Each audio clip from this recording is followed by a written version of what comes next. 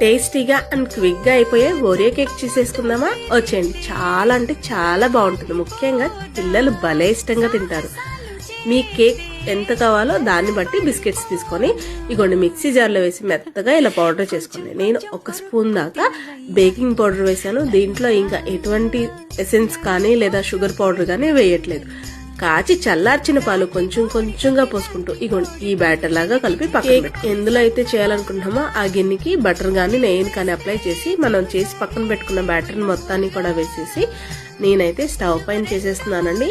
Salt వేసి preheat చేసుకొని cake గిన్నె కూడా దాంట్లో పెట్టేసి ఇంచుమించుగా నాకు ఒక 30 నుండి 40 నిమిషాలు పట్టింది.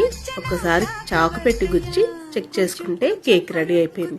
ఉల్టా చేసి నేను పైన చక్కగా టాపింగ్ కి చాక్లెట్ సాసెస్ ఉంటుంది కదా అది వేసుకున్నాను. పిల్లలు ఈ లోపల జమ్స్ ప్యాకెట్లు తెచ్చుకున్నారు తినడానికి, వాటిని గార్నిష్ చేశాను.